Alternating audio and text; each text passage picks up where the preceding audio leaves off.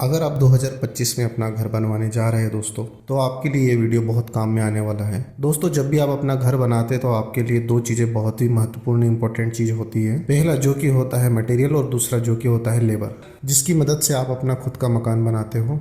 दोस्तों, लेबर में भी दो टाइप आते हैं। एक तो आपका डेली बेसिस लेबर हो गया, दूसरा कि आपने किसी कॉन्ट्रैक्टर को अपना ठेका दे दिया मकान का और आप निश्चिंत हो गए, बाकी वो सारी चीज़ें मैनेज करेगा। लेबर को वो खुद चलाएगा, लेके वो खुद आएगा, काम वो खुद कराएगा, केवल आपको मटेरियल प्रोवाइड करना है और आपको जो भी इंजीनियर आपने हायर किया हो और जिस ड्राइंग के हिसाब से आपका काम होना हो वो आपको उसे बताना है बस। तो दोस्तों, यहाँ पे होता ये है कि आप किस हिसाब से ठेकेदार को काम देंगे या डेली बेसिस पे काम कराएंगे, उनका पेमेंट मोड कैसा होगा, किस तरीके से आप पेमेंट करेंगे पार्टी को, जो कॉन्ट्रैक्टर है उसको। इस वीडियो में यही चीज़ों के ऊपर हम बात करने वाले हैं और इन चीज़ों को अच्छे से हम जानेंगे। पहले तो दोस्तों हम ये जानते हैं कि यदि आप पर स्क्वायर फीट के हिसाब से काम देते हैं ठेकेदार को, तो किस हिसाब से और कितना उसका पेमेंट बनता है। मान के चलते कि हमारे पास एक प्लॉट है 25 बाई 40 फीट का और इसमें हम गुना करते हैं 25 इंटू 40 करते हैं तो इजिकल टू हमारा 1000 स्क्वायर फीट का प्लॉट बनता है। ये अब 1000 इंटू हम रेट करेंगे, जो ठेकेदार का रेट है। मान के चलते कि मेरे लोकल एरिया में 290 रुपये पर स्क्वायर फीट का रेट चल रहा है, जिसमें कि टाइल, ब्रिकवर्क, प्लास्टर, सेंटरिंग ये चीज़ें शामिल हैं।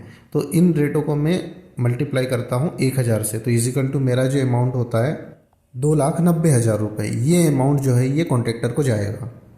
बट दोस्तों, कॉन्ट्रैक्ट देने से पहले आप एक एग्रीमेंट करवा ले उस ठेकेदार के साथ में जिसे आप काम देने वाले हैं, क्योंकि ठेकेदार कई बार बीच कार्य में जो चल रहा है आपका कंस्ट्रक्शन, उसके दौरान वो कई बार एक्स्ट्रा डिमांड करने लगता है कि मैंने ये काम किया है, इसका मुझे एक्स्ट्रा पेमेंट चाहिए, वो काम किया है, मुझे इसका ये एक्स्ट्रा पेमेंट चाहिए।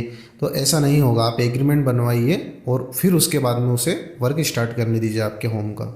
दोस्तों, जब भी आप कॉन्ट्रैक्ट दें कॉन्ट्रैक्टर को, तो वहाँ पे आप पेमेंट मोड जो है वो ज़रूर आप एग्रीमेंट में शामिल करवाएं। जैसे कि क्या होता है कई बार कि जब आपका घर बन रहा होता है तो आप कई बार पेमेंट ज़्यादा दे चुके होते हैं कार्य के हिसाब से कॉन्ट्रैक्टर को, और वहाँ पे वो मक्कारियाँ करना शुरू कर देता है ना, काम सही से नहीं करता है, टाइम पे नहीं करता है, और आप पेमेंट ऑलरेडी पहले ही ज़्यादा दे चुके होते हैं, तो आपकी भी वहाँ पे मजबूरी बन जाती है कि आपको उसी से काम करवाना है ना। कई बार ऐसे विवाद हो जाते हैं कॉन्ट्रैक्टर और ओनर के बीच में।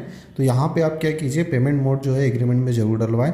जैसे कि मान के चलते हमारा जो रेट था, हमने 290 रुपये लेके चले हैं हाउस कंस्ट्रक्शन के लिए, जिसमें से 130 रुपये सेंटरिंग का रेट है और 100 रुपये ब्रिकवर्क प्लास्टर का रेट है और टाइल्स का 60 रुपये रेट है हमारा, जिसमें कि सीमेंट वर्क ये शामिल हो चुका है। इसमें पुट्टी पेंट और कारपेंट्री वर्क शामिल नहीं है, तो उन चीज़ों के हटा देते हम और ये सीमेंट वर्क के बारे में बात कर रहे हैं।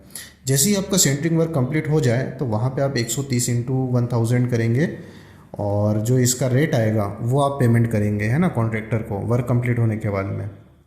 दूसरा है, जैसे हमारा ब्रिकवर्क और प्लास्टर है, आप 100 रुपीज़ का रेट दिया है हमने और आपका 1000 स्क्वायर फीट का प्लॉट है, जिसका आप मल्टीप्लाई करेंगे, जो आपका अमाउंट आएगा वो आप उस वर्क के बाद में पे करेंगे उस कॉन्ट्रैक्टर को, पहले नहीं देना है ना। और इसी तरीके से टाइल्स का हमने 60 रुपये रेट रखा हुआ है और 1000 स्क्वायर फीट का आपका प्लाट है, जो अमाउंट आएगा मल्टीप्लाई करने के बाद में वो आपको टाइल्स के काम के कंप्लीट होने पे आपको उसे पे करना होता है। देन दोस्तों, हमें एक चीज़ का ज़रूर ध्यान रखना है, जो भी कॉन्ट्रैक्टर काम करते जा रहा है हमारे घर का, उसकी क्वालिटी ज़रूर आपको चेक करते रहनी समय समय पे कि क्वालिटी के साथ कहीं कॉम्प्रोमाइज़ तो नहीं कर रहा है या कोई मटेरियल गलत तरीके से तो नहीं लगा रहा है जिससे कि आपके मटेरियल का वेस्टेज हो रहा हो। इन चीज़ों का आपको ध्यान रखना पड़ेगा। कॉन्ट्रैक्टर जो है आपके घर को बनाने में कितना समय लगाएगा, इस चीज़ का भी ध्यान रखना है आपको, क्योंकि आप जितना समय ज़्यादा लेंगे वहाँ पर उतनी ही लागत बढ़ती जाएगी आपकी, चाहे वो मटेरियल के रेट्स को लेके हो या कॉन्ट्रैक्टर को रेट्स को लेके हो। बाद में विवाद पैदा होता है, इसलिए समय का जरूर ध्यान रखें कि यदि आपने 1 साल का टाइम पीरियड रखा है आपके घर के कंस्ट्रक्शन को कंप्लीट करने के लिए, तो वो उस समय सीमा में पूरा कंप्लीट होना चाहिए। दोस्तों, विथ मटेरियल के रेट को लेके हम एक नया वीडियो बनाएंगे नेक्स्ट वीक में, तो आप हमारे चैनल को जरूर सब्सक्राइब कीजिए, लाइक कीजिए और शेयर कीजिए। यदि आपके मन में कोई डाउट हो तो जरूर कमेंट करके हमें बताइए, उस टॉपिक पे हम एक वीडियो बनाने की पूरी कोशिश करेंगे।